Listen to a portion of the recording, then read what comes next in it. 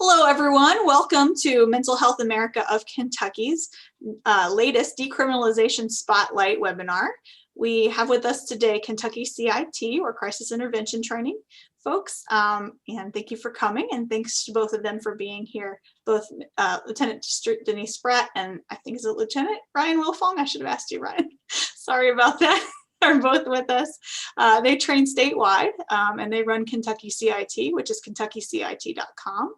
If anyone is interested in following up with them, that would be the place to go. In case you aren't familiar with decriminalization and the word that we're using there, what we are talking about is decriminalizing mental illness and substance use in Kentucky. So this is one of the many programs that we're going to be highlighting from across the state that are already active, that are working on decriminalization. Our goal with that at MHA Kentucky is to highlight these programs and encourage people to use them or to duplicate them in their community as needed. So we really know that our jails and our prisons tend to be home to most of our mental patients, unfortunately, folks with illness and with substance use disorders. So trying to get them out of there and into actual treatment and back into the community where they belong is one of our main goals. So I really want to thank you both, Denise and Ryan, for being here with us today. And I'm going to go ahead and shut up and turn it over to you all. So thank you, Marcy. We appreciate this opportunity to come on and talk to everyone about what CIT is and what it does. And CIT is actually Crisis Intervention Team. And it is a concerted effort and a partnership between law enforcement and the mental health professionals, which is the community mental health centers, and the mental health advocates, the advocacy groups, and the consumers themselves. And one of the main focuses of the CIT is law enforcement training. And one of the things that we have lacked in the past as law enforcement, and again, I'm a retired lieutenant from the Louisville Metro Police Department. One of the things that we have lacked in the past was training on how to respond appropriately to mental health calls. And that is the main focus that we are trying to go around in the state now, and we work again with the mental health professionals and the mental health advocates to bring that training to law enforcement so that we do a better job and we respond appropriately. And the biggest focus of that training is de-escalation, verbal de-escalation. We initially train them to recognize mental illness, the signs and the symptoms, and then we teach them the skills of verbal de-escalation and how to respond, again, more appropriately, so that the outcomes of that training is that we have less arrests, we get people to the treatment that they need instead of taking them to jail. There's a lot of jail diversion, and people are injured less, people being the people with mental illness along with the officers responding. And it is a lot more effective because then people are taken to treatment and getting the treatment that they need. Anything, any questions at this point? I guess we should ask for questions as we go along, or I kind of am a little more informal. There are other parts to the program. We work with officers from all across Kentucky. I mean, I guess I'll just kind of keep going until someone has a question. We work with the Kentucky Department of Criminal Justice Training, which is the largest academy for training law enforcement. There are 5 actual academies that train officers in Kentucky. And there is the Department of Criminal Justice Training, which is the largest, and they train most of the agencies in Kentucky. There are 4 departments that train their own officers, and One is the Louisville Metro Police Department. They train their own officers. The Kentucky State Police trains their own officers. The Lexington Police Department and now the Bowling Green Police Department, which has just recently gotten their own training academy. So, and Ryan, I'll let you add anything in here that you're thinking of off the top of your head. I think you covered just a couple of things that just kind of give you an overview on what we do for law enforcement. Mental health is a crucial partner in this process because they basically explain the behaviors of what somebody in crisis may look like. They may explain a little bit about what a probable diagnosis may be, or whether that may be something that may be cross-referenced, such as co-occurring disorders, et cetera, et cetera. Then Denise and I get into some of the training on communication and interaction, some things that officers may be able to do to slow down time, ask questions, repeat phrases to try to put people at ease. And then we're trying to promote positive outcomes because, as you know, most people in crisis are thinking short-term versus long-term. What can we do to give them options or choices in the process? Should it involve an involuntary hospitalization? And then get into some of those things that law enforcement may not be used to doing as far as offering help, getting people into a hospital situation, those types of things.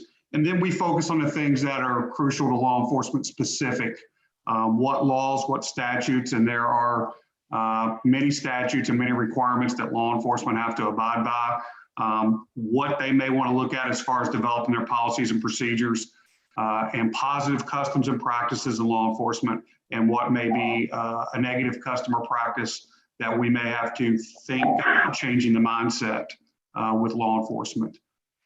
Some things that we go over is a little bit about the history on how do we get here, what do we do to promote the interaction, the dialogue, and building rapport with four-step process, active listening skills. We have a whole day of practicals to where these officers go through actual CIT incidents to where they use the information that was given to them by mental health and advocates, and then the communication process up to that point, and how do they apply that. And then we have mental health advocates, and then we have mental health personnel and law enforcement on a panel feedback that gives them some suggestions as far as feedback on what they can do to maybe improve on their process on what they're doing, or maybe give them some positive reinforcement on what they did right to try to reinforce that positive behavior. And then last but not least, I think what's really important is having mental health there is building those relationships. Not only within the classroom to where officers feel comfortable talking with mental health personnel and asking questions and developing those long-term relationships, but to get law enforcement to understand what is happening within that specific region as far as getting people in to get them evaluated by a qualified mental health professional, and then what they need to do to get them into the system, whether it's a voluntary intake or an involuntary hospitalization. One of the things that we follow up on as well after the training is we have what's called CIT advisory boards. And we've tried to set them up in each region after the training. And what they do is they focus on more long-term issues.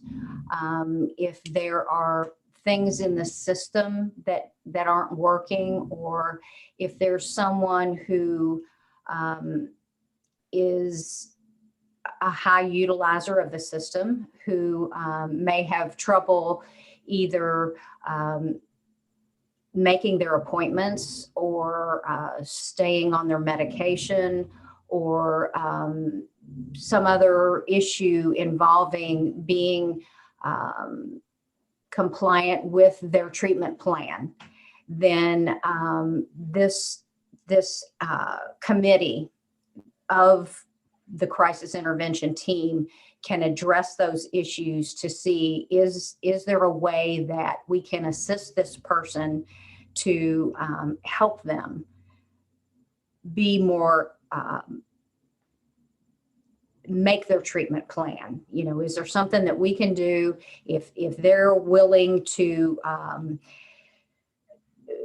do what they need to do to follow their treatment plan, but for some reason beyond their control, either they don't have transportation to their appointments, or they can't get to the pharmacy to pick up their refills, or issues like that. You know, is there something that we can do or that we need to do to assist this person to remain with their treatment plan? Yeah, I'm sorry I messed up the training versus team, because that team piece is what is so important. And thank you both for emphasizing that. But this is really a relationship building. It's not just a training one time and they walk away. This really does seem to connect people, and it really solves problems on the ground. As I've been at Bluegrass CIT's advisory meetings, we've solved problems, right, with readmission and with people not knowing the process, right, on the ground. And who does, right? Until you have to go through it, you don't want to know the process for involuntary hospitalization. We don't walk around with that on a daily basis. So of course, officers don't come in knowing that process. And I really appreciate the team building aspects of it. And it does make them less likely to disparage mental health professionals because they know them now. That's something I've seen happen from some of our more interesting characters in training in Lexington. They come in, you know, they're all negative about things, and then they start meeting people and seeing the real difference that is made by treatment. I think that's pretty awesome. Exactly. I have one question. Gayla would like to know who her contact person is in Bowling Green. Do you happen to have that, Denise? I don't know. Her contact person so far as the CIT committee, or what, is she looking to call for assistance from the police? I'm not exactly sure. Hello, I'm Gayla Lockhart. Yes, I was looking to see if I could join as a mental health advocate or family peer support specialist. I live here in the area of Bowling Green, and I would just like to, I'm very, very interested. I've always been interested. I have an adult son with autism. Matter of fact, he's 42 years old. And he's real tall and lanky, and he's got a beautiful spirit and soul, but he looks different. So I'm just interested in giving support and using my voice, not only to help myself, but to help others in the community. Absolutely. The chair of the committee in Bowling Green, and her name is Melanie Watts. Okay. Yes. Have you heard of her? I've heard of her. And sorry, okay. I didn't mean to be rude. I apologize. I'm going to take this myself off so y'all can see my face. Oh, okay. All right. Great. Welcome. Yeah. Good to see you. Thanks. She actually is a retired assistant chief from the Bowling Green Police Department. So that's probably why you've heard of her. And she now works for Life Skills, the community mental health center there. And so she's been very active and involved. She is a trained CIT officer before she left the department. So she has come through the training as well. And this is a topic that is near and dear to her heart. She has adopted actually 4 children, yes, who have special needs. And I think she's been very open with me saying that. I don't think she would mind me telling you that. So she lives what she talks about. And so let me see if I can get her email. We could probably just drop that in the chat. Oh, Rebecca's okay. Thanks so much. I don't want to take so much time. It's in chat, so we're good. That way it's not in the recording forever. So so somebody has put that on there. Okay. Okay, thanks so much. Thank you. Yeah, Rebecca Corsi from that area is on the phone with us, so she had it handy. Thanks, Rebecca.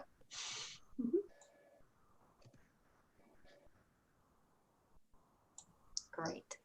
Thank you for your question.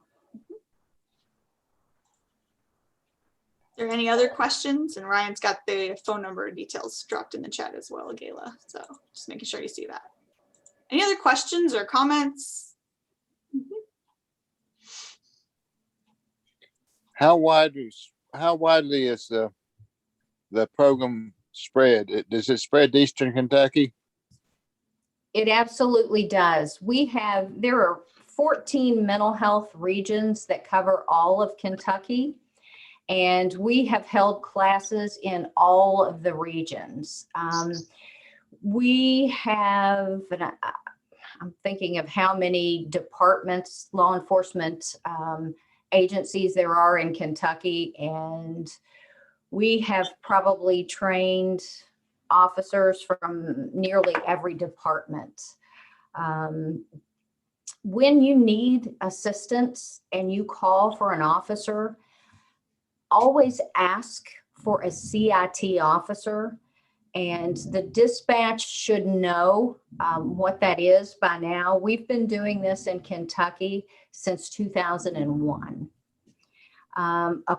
Statewide or Kentucky-wide, we've been doing it since 2007. To give you a little history about how this started, it started actually in Louisville, Kentucky in 2001. And it was successful there to the point where the legislators wanted this training available across Kentucky. And in 2007, they actually passed legislation. There's actually a KRS, a Kentucky Revised Statute, on the CIT training. And for anybody that wants that number, it is KRS 210.365. And it actually outlines, we're the only state in America that I am aware of that actually has legislation, it's a state law, that outlines what CIT is, and it says it's going to be 40 hours of training for law enforcement. A lot of agencies do 24 hours of training or a one-day training. No, if you're CIT trained in Kentucky, you have had a full week of training.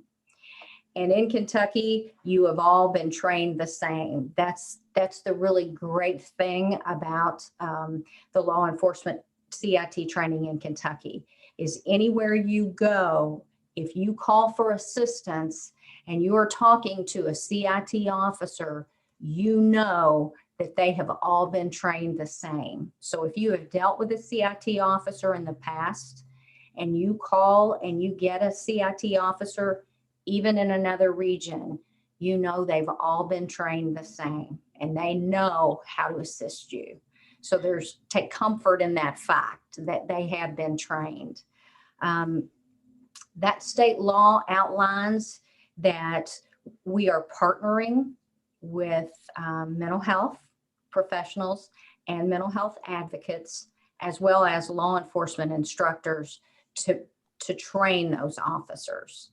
So they get that perspective from all three of those viewpoints. And I think that's very important because they don't just hear from other police. They hear from those mental health professionals and they hear from those mental health advocates, which includes that consumer perspective. So they hear from people with mental illness themselves. And it's not just police talking to other police. I think that's just absolutely critical.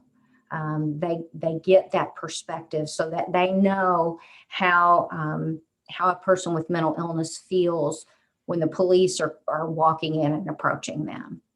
And so that legislation absolutely mandates that team is teaching that course. And it mandates the curriculum. It sets out what topics are going to be taught. And it also mandates that, we're going to make reports on that so that we start keeping statistics on how many people are taken to treatment and how many people are charged with criminal offenses and taken to jail, so that we kind of start getting some kind of idea of how many of these types of runs or calls that we're making. And we also have to document when we use any type of physical force. in those encounters. It's a good way for us to make sure that there is transparency and that we are documenting this and that there is a record of it. Let me see if there's something here I need to answer. Okay. I put the KRS statute in the chat in case anybody did need that number for later. I'm happy to link to it too in our notes when we share this video for anyone who's on and can't see the chat. Interesting. It's interesting that you mentioned that you're documenting the calls and the uses of force. I think that the CIT forum that we have started in Lexington, and I'm pretty sure that's statewide now. Is that correct? With this? It is. Okay. It is. Awesome. Do you want to talk a little bit about that? Absolutely. It is, it's called the CIT report or the e-crisis report, and it is in a statewide database that the Kentucky State Police control, or they're the ones that run that.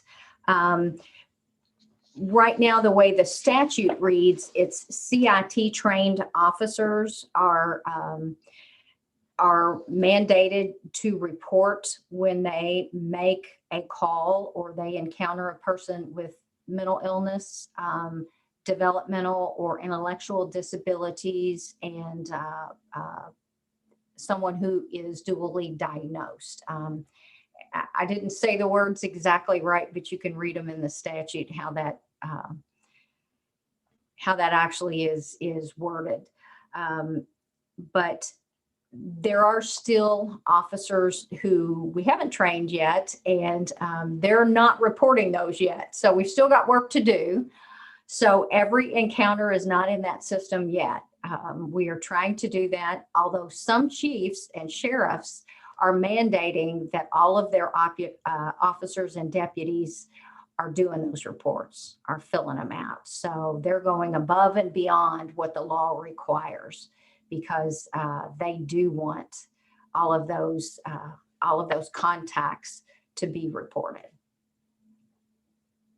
So that sounds like a great advocacy thing for people to take back to their community, is ask your sheriff, ask your police officers, or I'm sorry, your police chief, if they're mandating that report across the state, because it does work, and it really gives us a good way. And it's also a really good warm handoff from a mental health provider standpoint. That e-crisis report really kind of talks about what happened, why someone showed up at the hospital or the ER, right? And really explains what happened, right? And those symptoms. And from a mental health provider perspective, we're hearing lots of better treatment, better access to treatment, because we understand why they were there, right? This is not just a drive-by, push someone out and say, we're done, right? Like, I've done my duty. It's really involves them in saying what you saw, what made you think they needed mental health assistance or substance use care, which would be a physical hospital, in case anyone didn't know that. I always like to make that clear. If it's a substance use issue, Eastern State, Western State, Central State are not equipped to handle it. So you have to take them to a regular physical ER. And that's something that comes out in CIT training, which is great, because again, you don't walk into the world of any of this with knowledge of that. So I think that's important to always underscore. But yeah, that sounds like a great advocacy piece. One thing I haven't heard from anyone, I'm surprised I haven't heard, is how do we help our officers get training? Is there a way for them to find the training? Not necessarily individuals, but our officers, if we ask them, is there a way, how do they find that, how they sign up to get it, that kind of thing? We are listed in the Department of Criminal Justice training calendar, or their, it's called ACADIS. For law enforcement, they will know what that is. It is an online training. They have access to that training portal. For the public, I think you can even look it up on their website to see those lists of classes that law enforcement can sign up for. And it is on the Department of Criminal Justice trainings website. They have a catalog of classes, and it's called Kentucky Crisis Intervention Team Training. Kentucky Crisis Intervention Team Training for Kentucky Law Enforcement. I'm saying that wrong. Crisis Intervention Team Training for Kentucky Law Enforcement. That's it. That's how it's listed in the catalog, and they're alphabetic. The classes are alphabetically listed. So, and it has the dates then and the locations. So one of the pieces that they get to is we move around Kentucky, and we work again with those local community mental health centers. So the officers get the information of what their local resources are, because there are a lot more resources in Louisville, obviously, and Lexington than there would be in, say, Eastern Kentucky. And that's why it's important for officers to try to get the training in the region that they're working in, so that they know what services are available and what the procedure is in their region. Yeah, those definitely vary state to state, or parts of the state to different states. So that's awesome to know. And then, yeah, to get to know your local community mental health center and get close to them. What amazing work that is, because it's not somewhere that would, I think the outside world looks in and says, all those people all know each other, but the reality is the day-to-day they don't, right? And so this is a great opportunity to introduce them, make those warm, comfortable relationships again. So that's great. Mm-hmm. Yes. And if the officers are meeting the mental health people that they're going to be working with, and, the mental health people are training the officers in their region, obviously they know each other. They're going to work better together and be able to help the consumers in their region more. So one of the things that Denise and I have talked about in the past is that importance of that camaraderie too, of the law enforcement being in the same class together with each other, and not having to be as embarrassed maybe about some of the questions they're asking. They're all thinking the same thing in a lot of ways when they first walk in the door. I didn't know if you or Ryan wanted to talk a little bit more about that, like the room and how the room kind of changes throughout that 40 hours a little bit. It's initially, I think, officers kind of have the opinion that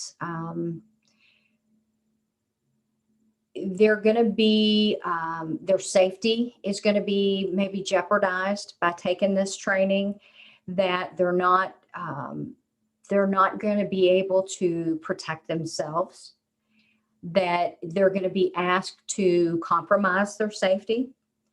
And once they learn that that's simply not the case, this training teaches them verbal skills, but it also teaches them to maintain their officer safety.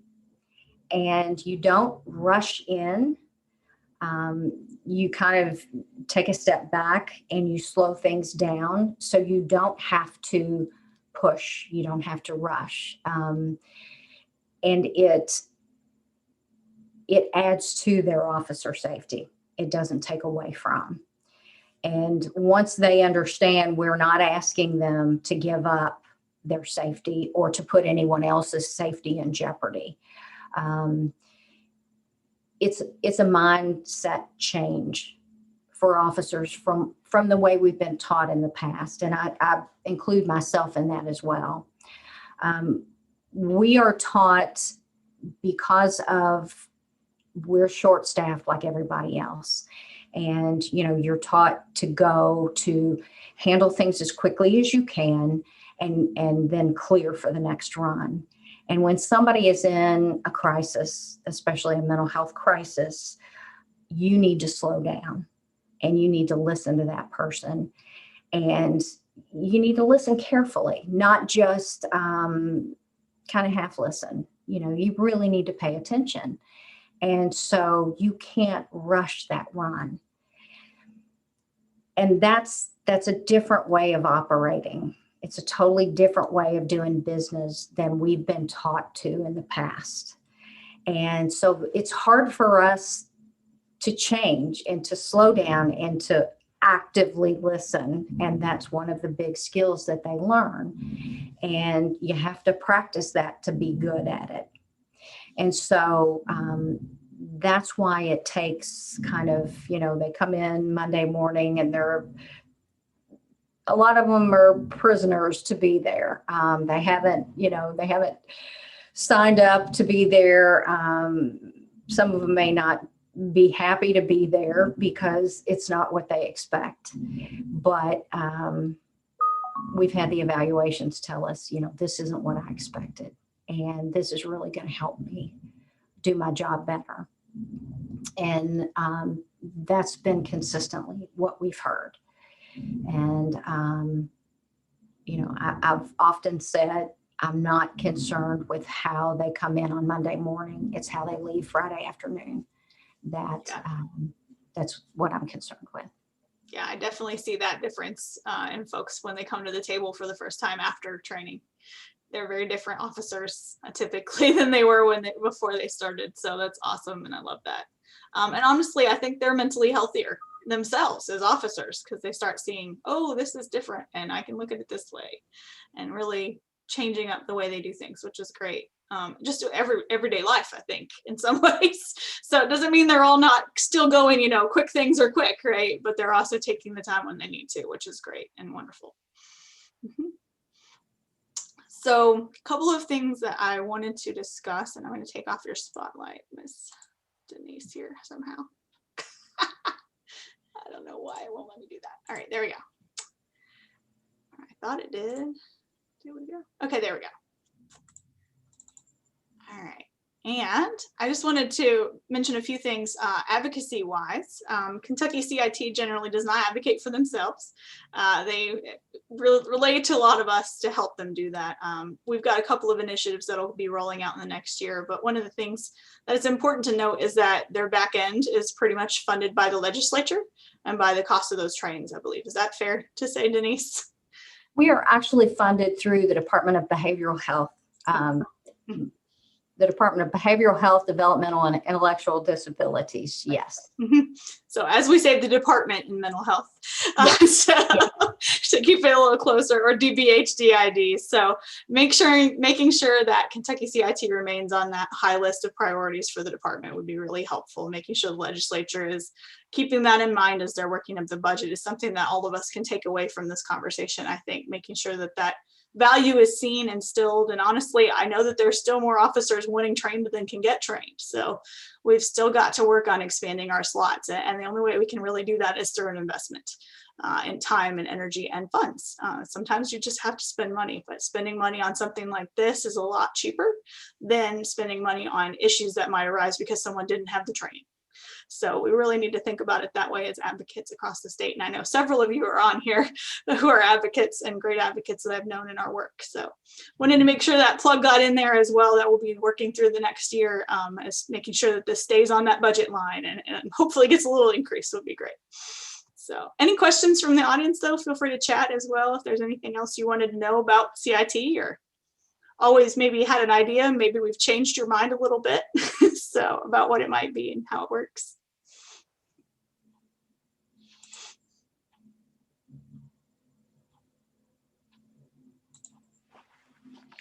Don't everyone unmute at once. No, it's fine. We've got a pretty savvy crew on here. So Larry, you got anything you wanted to say? I just wanted to say hi to Ryan. I haven't seen him for quite a while. We worked together down at EKU on several occasions with police officers from around the state. And during this pandemic, I haven't been able to do that, and trying to find out where our status is with that moving forward, that training, and see if we can kind of reconnect again on possibly doing the gatekeeper training with those law enforcement officers at EKU come October, if it stays on the April-October schedule as they usually do. So I'd like to get back involved in all of that. Larry, I think that they are going to be back on schedule. Obviously with COVID, they weren't doing any in-person in-service training last year, and they haven't been doing that through the end of 2020. They're starting back up to do in-person training. So I think we'll be back on track for the fall, Larry. I'm pretty confident. And for anyone not familiar, gatekeeper training is question, persuade, refer training. So a suicide prevention training that Larry pretty much is single-handedly spreading throughout the state. So, and I appreciate that, Larry. Anytime you need assistance, let me know. Oh, keep letting me know for things I can do, and I appreciate all you're doing at MHA.